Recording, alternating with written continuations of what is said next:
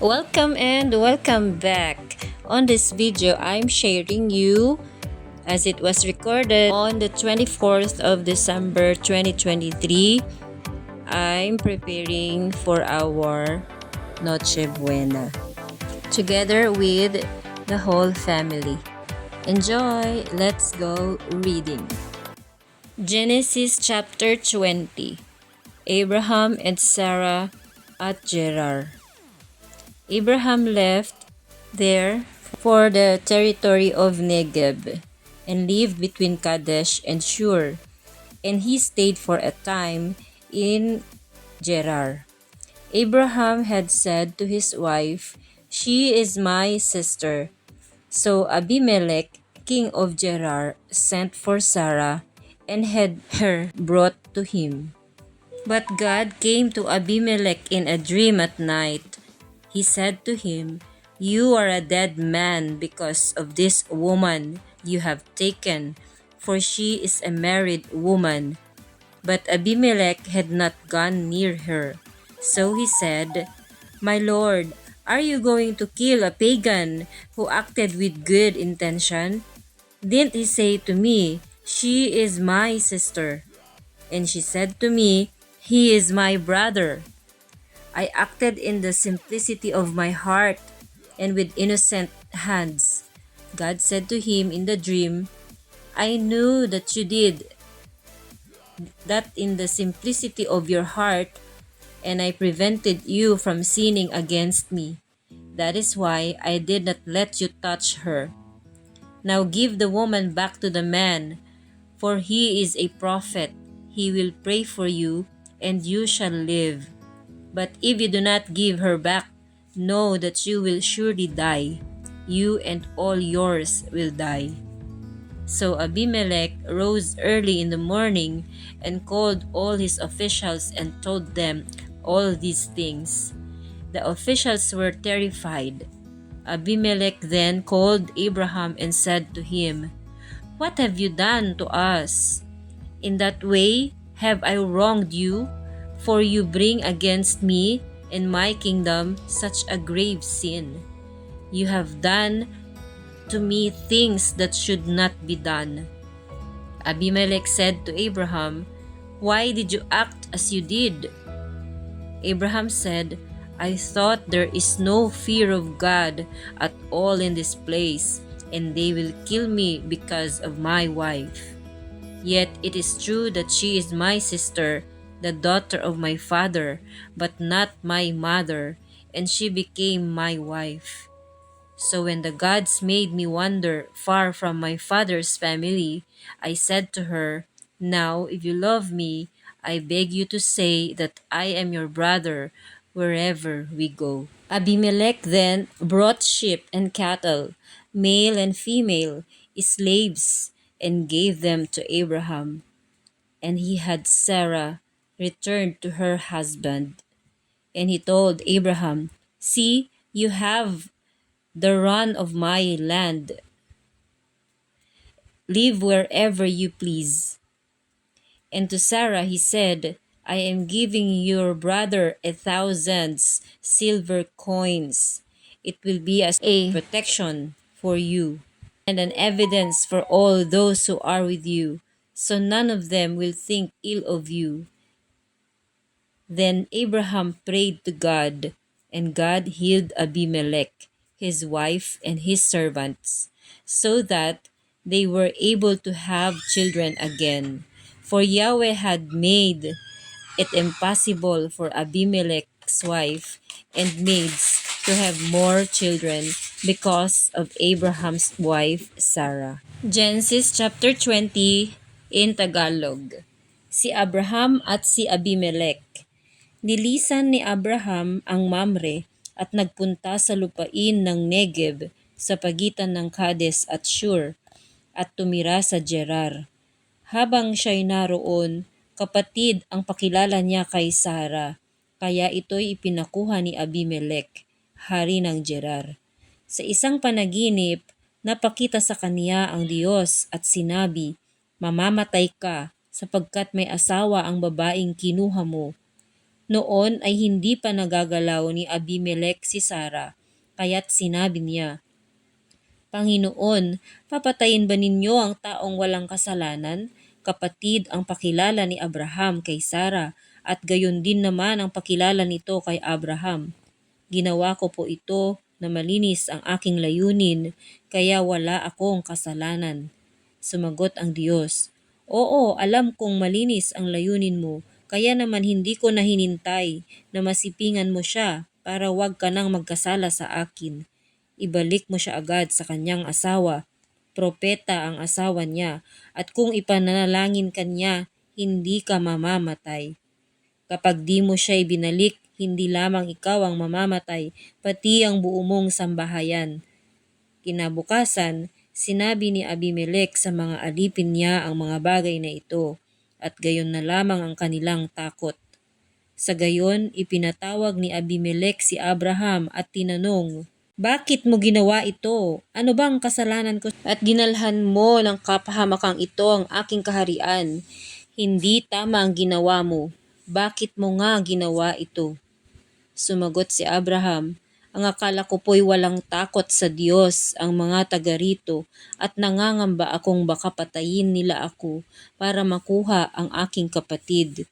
Ang totoo po'y kapatid ko siya sa ama. Kaya po nang sabihin sa akin ng Diyos, nalisanin ko ang aking mga kasamahan. Sinabi ko sa aking asawa, may mabuti kang magagawa para sa akin saan man tayo pumunta. Sabihin mong tayo'y magkapatid. Sa halip na parusahan, binigyan ni Abimelec si Abraham ng mga tupa, baka at mga alipin nang ibalik niya si Sara. Sinabi pa niya kay Abraham, sa buong lupaing ito, pumili ka ng gusto mong tirhan. Kay Sara, ito naman ang sinabi, binibigyan ko ang iyong kapatid ng 1,000 pirasong pilak bilang katunayan na ang dangal mo'y hindi nadungisan. Sa gayon, hindi isipin ni numan na ikaw ay may ginawang masama. Dahil sa pagkakuha ng hari kay Sara, pinarusahan ni Yahweh ang lahat ng babae sa sambahayan ni Abimelec. Hindi sila magkaanak. At upang malunasan ito, ipinanalangin sila ni Abraham. Gumaling naman si Abimelec at mula noon, ang kanyang asawa at mga aliping babae ay nagkaanak. Genesis chapter 21, the birth of Isaac.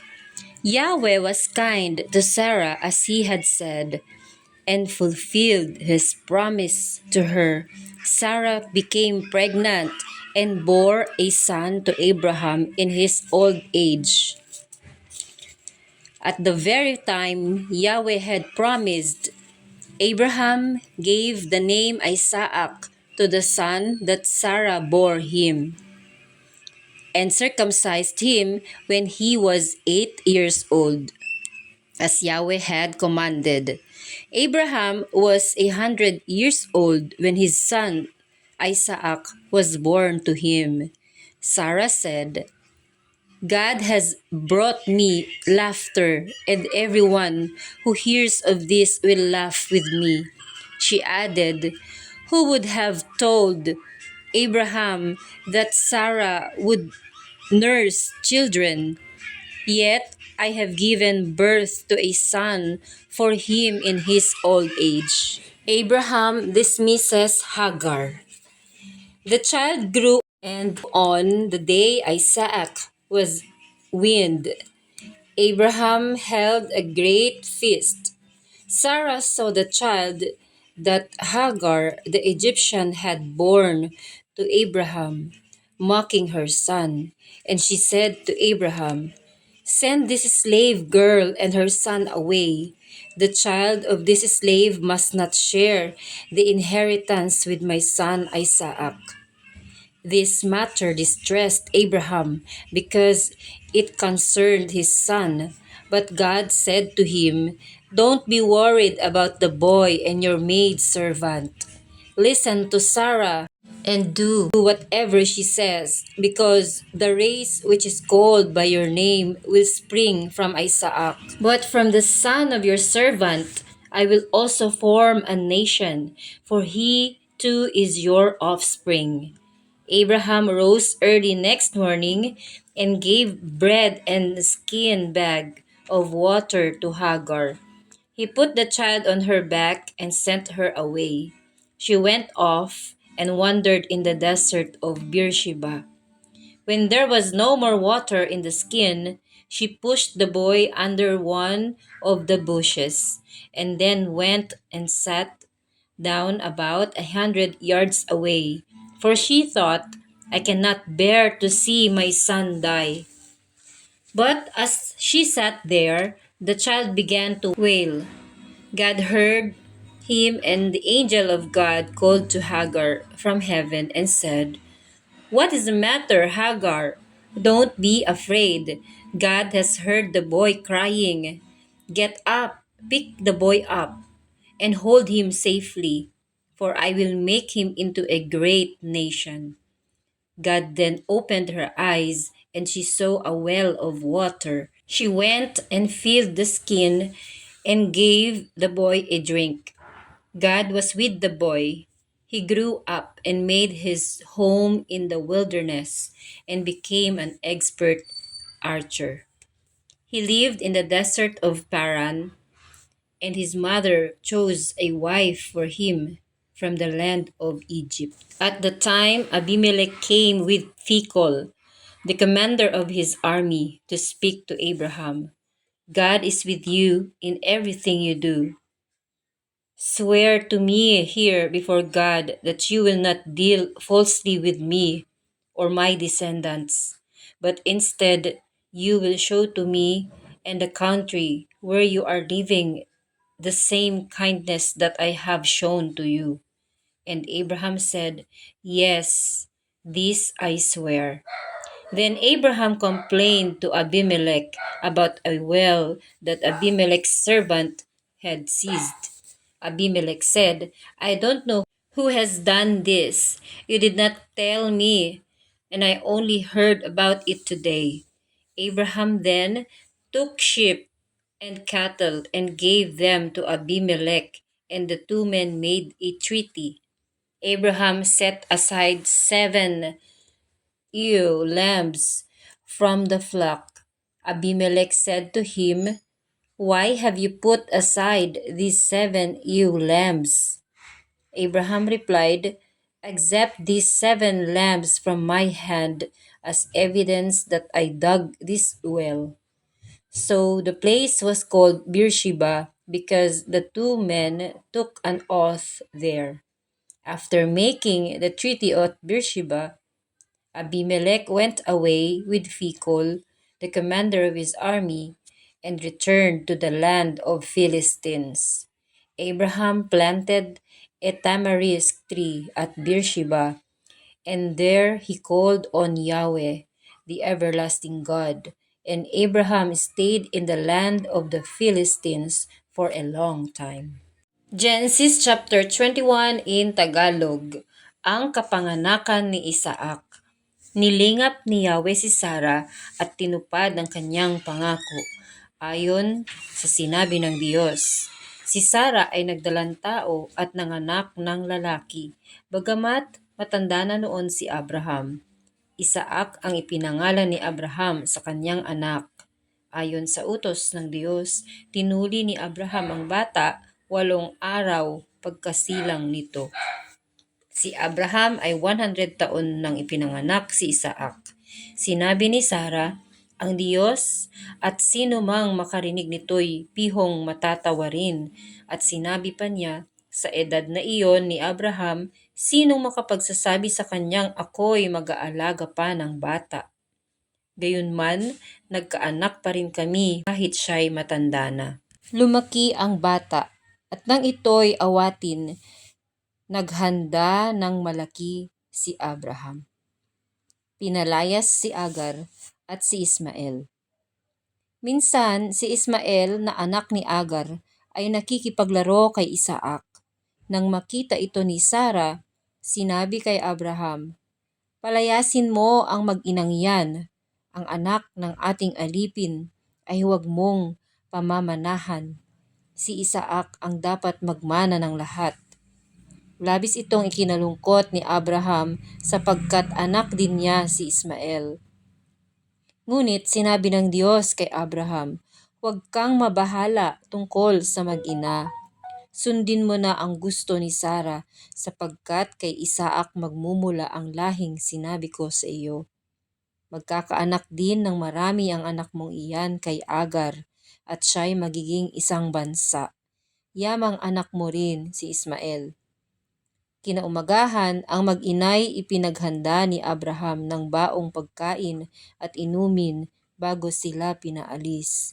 Isinama ni Hagar ang kanyang anak at nagpagala-gala sila sa ng Beersheba. Nang maubos ang dalang tubig, iniwan niya ang kanyang anak sa lilim ng punong kahoy at naupo ng may 100 metro mula sa kinaroroonan ng bata. Wika niya sa sarili, "Di ko matitiis na makitang mamatay ang aking anak." Samantalang nakaupo siya, nag-iisip, umiiyak naman si Ismael. Ito'y narinig ng Diyos at nagsalita mula sa langit ang anghel ng Diyos. "Agar, anong bumabagabag sa iyo? Huwag kang matakot. Naririnig ng Diyos ang iyak ng iyong anak. Lapitan mo siya at patahanin. Gagawin kong isang dakilang bansa ang kanyang lipi."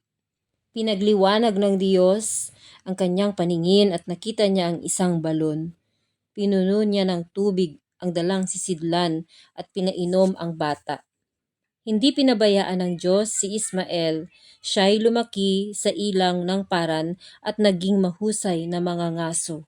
Ikinuha siya ng kanyang ina ng mapapangasawa sa lupain ng Ehipto. Ang kasunduan nina Abraham at Abimelec.